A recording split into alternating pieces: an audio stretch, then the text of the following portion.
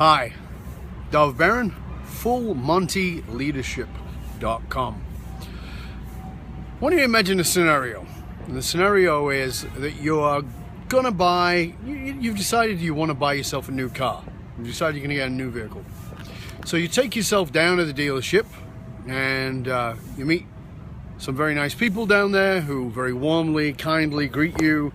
You walk in, you feel like this is a great place, that the place is very well established, it's got a good reputation.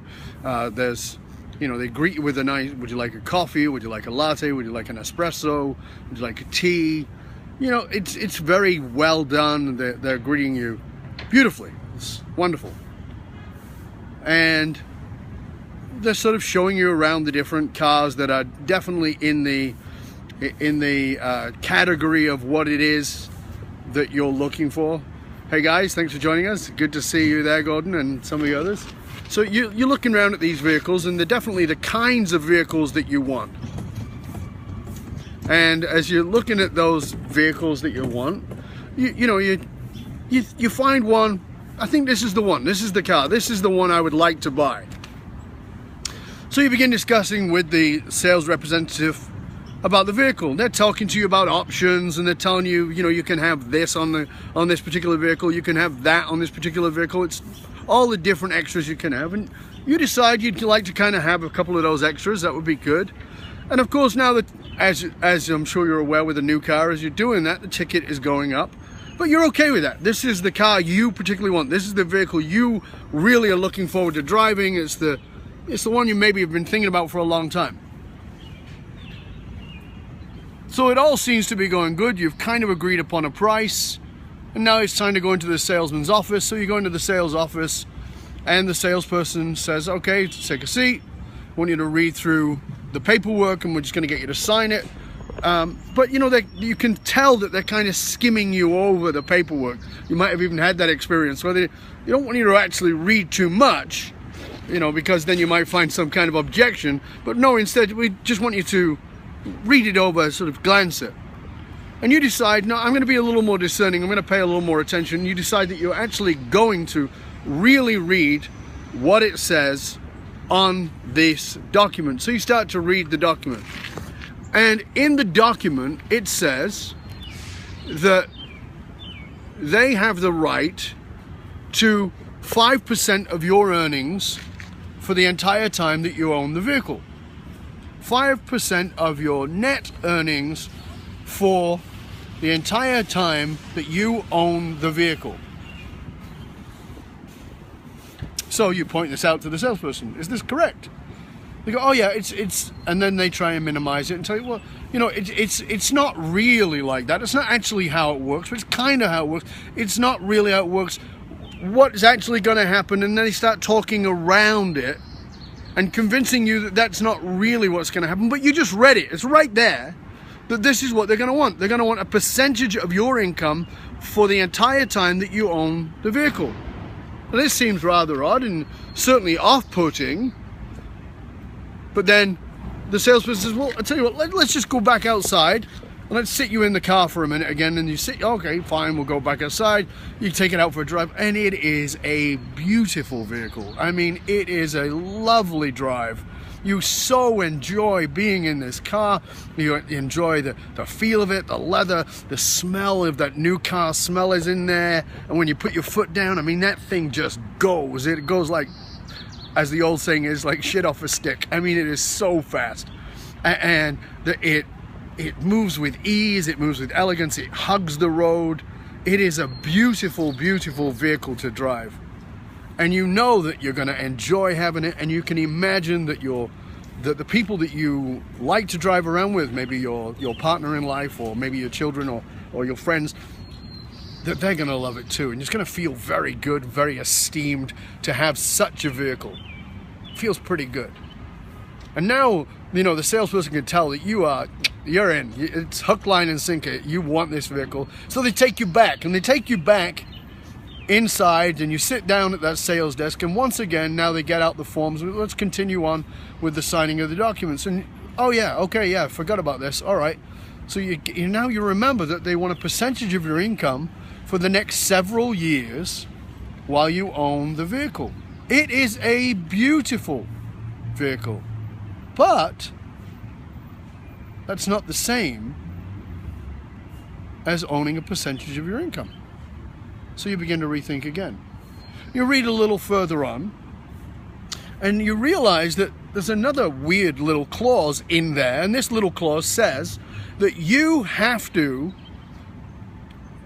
cook dinner for the salesperson or provide dinner for the salesperson once a month. Now, this is a very odd contract. It seems very inappropriate. It seems to have nothing to do with having the vehicle, but it's right there in the contract. And, you know, at this point, you're like, well, this is ridiculous. This is crazy. So you decide, that's it, I'm done. I'm going somewhere else. So you decide you're going to go to see another company, another car dealership, and you go off to see the dealership. And when you get down to the new dealership, again, it's that same beautiful car. It's exactly what you want. You love it to bits. You don't even need to take it for a test drive. Why? Because you're already in love with it. So you go to the salesperson and say, listen, I've already decided I want this vehicle. I see the price. It's the right ticket for me. I'm good. Let's sign the paperwork. Salesperson's delighted. Fantastic. No work in it for me. All right, let's go do this. So off they go. They take you in the office, and you go, maybe I should read the contract because I almost missed it last time, so let's read the contract. And you read the contract, and once again, there are those clauses about a percentage of your income for the entire time you own the vehicle, and that you will have to make dinner for the salesperson once a month. This is ridiculous. What is this? You think this is, so you say, you know that dealership down the road there? Yeah. Are you guys related? Is this the same ownership? Nope. Different ownership altogether. Well, this is a weird thing in the contract. Why is this in the contract? That's part of the deal with this vehicle. You want this vehicle, you're going to be making dinner for me once a month, and you're going to be giving a percentage of your income to us. Here's the question. As great as that vehicle is, as much as you love it, as luxurious as it is, as fast as it is, as fancy as it might be, are you buying that vehicle? Are you? Think about it. Are you buying that vehicle? Now, maybe some of you are going, yeah, I'd still buy it. What the heck? But I guess that most of you would say no. Here's the thing. Why? Why won't you buy it? Why won't you buy that vehicle? Now, the answer is, if you dig in and you ask yourself really honestly, the answer is because there's a condition that you don't agree to, that you're not willing to put up with. Now, as you watch this, I'm going to assume that you are a leader. I'm going to assume that. Now, you may be a leader, you may be a CEO, you may be the leader of the organization, a president, you may be the leader of a family-owned business, you may be a middle manager, you may be a C-suite individual, but I'm going to presume you're an entrepreneur or whatever it is, that you are a leader, and I hope that's okay with you. Now, here's the question I have for you. Somebody shows up to work for you, and they are fabulous. They have all the attributes that you want, like that vehicle. But there are certain conditions that they come with that you just blow off. You just tell yourself it's okay. Here's my question to you. If you won't tolerate buying the vehicle with those conditions, why would you tolerate having somebody inside of your organization without having very clearly defined what's okay and what's not okay? Many of you watching this would like to consider yourselves monogamous. I'm not saying you are or you aren't, but I'm saying you consider yourself monogamous. And somebody comes along and says, listen, you know, perfect person, delicious, your soulmate in every possible way, but they say, but there's one condition. I have to sleep with somebody else, you know, not too often, only 2 or 3 times a year. Are you okay with that?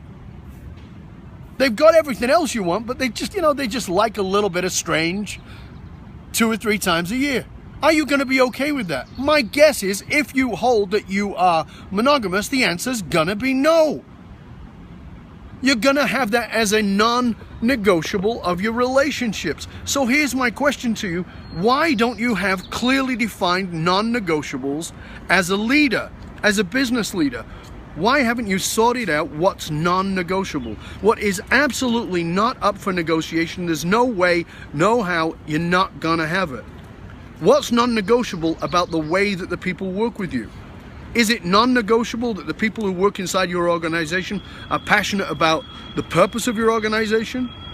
Is it non-negotiable that the people inside of your organization are philanthropic, that they give a certain amount of money to charity? Is it non-negotiable to you that your people are of a certain religion? Now, you may think all this is kind of weird stuff and maybe not even socially acceptable, but here's what I want you to know. Until you decide what is non-negotiable inside of your organization, your purpose, your mission, and the very organization itself is going to be compromised at some level. It is vital that you sort out what is non-negotiable inside of your organization. And until you sort out what's non-negotiable, your business is in a state of compromise. Now, some of you think that compromise is a good thing, and I want to challenge you to go look up the word, and you'll see that compromise is not a good thing at all. In fact, when something is compromised, it is weakened. What are your non-negotiables? What is non-negotiable cannot be negotiated. It has to be this way inside of your company. What's non-negotiable for you as a leader? Is it non-negotiable that your people are purpose-driven? It is in my organization.